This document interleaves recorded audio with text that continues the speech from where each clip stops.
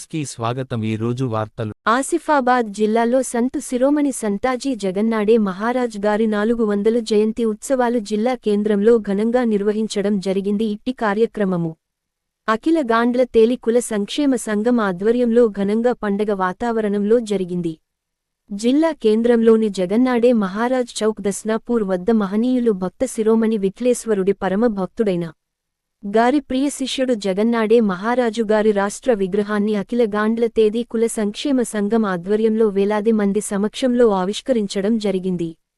జిల్లా కేంద్రంలోని జంకాపూర్ వద్ద ఉన్న ప్రేమలో గార్డెన్ వద్ద గల ఖాళీ స్థల ప్రాంగణంలో విగ్రహావిష్కరణ, బహిరంగ సభ ప్రాంగణం వద్ద శ్రీ సంతాజీ జగన్నాడే మహారాజ్ గారి చిత్రపటానికి పూలమాలలు వేసి జ్యోతి ప్రజ్వలన భావించి వేలాది మంది గాంధీ తేలి కులస్తులు, వివిధ కుల సంఘాల నాయకులు, రాజకీయ పార్టీ నాయకులు జై జగన్నాడే సంతాజీ మహారాజ్, జై జై సంతాజీ మహారాజ్, జై గాండ్ల తేలి, జై జై గాండ్ల తేదీ అంటూ నివాళులు అర్పించడం జరిగింది.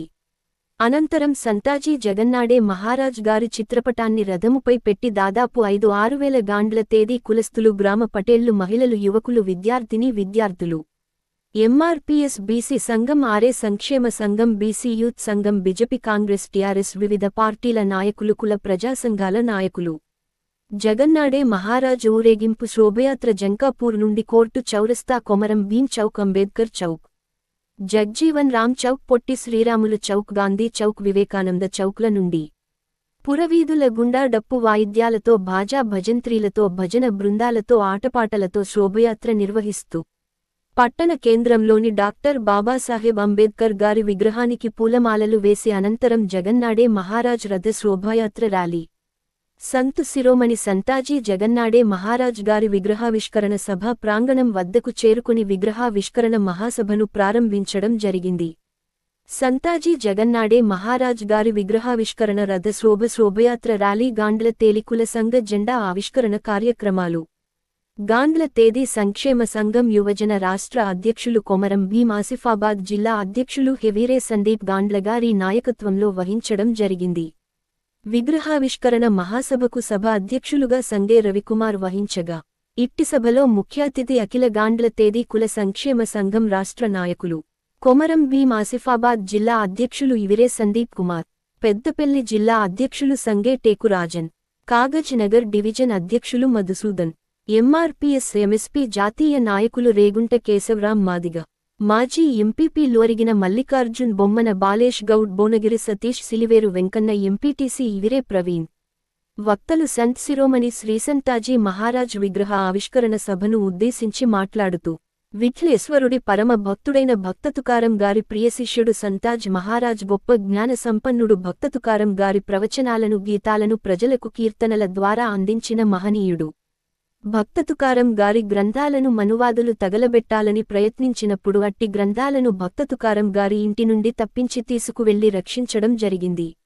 మనువాదులు భక్త తుకారం గారి ఇంటిని తగలబెట్టినప్పుడు గ్రంథాలన్నీ అట్టి మంటల్లో మాడిమసేయిపోయాయని మనువాద మూర్ఖులు సంతోషాలు వ్యక్తం చేశారు. కాని తుకారం మహారాజు గారి ఇంటిని తగలబెట్టకముందే అట్టి గ్రంథాలను రక్షించి తీసుకువెళ్లి ప్రజలకు ఆ మహనీయుని ప్రవచనాలు అందించిన గొప్ప జ్ఞాని సంతాది మహారాజ్. ప్రతి ఒక్కరూ ఆయన అడుగుజాడల్లో నడవాలని, గాండ్ల తేలి కులస్తులు విద్య, ఉద్యోగ, ఆర్థిక, రాజకీయపరంగా చైతన్యం కావాలని ఇట్టి సభను ఉద్దేశించి మాట్లాడడం జరిగింది.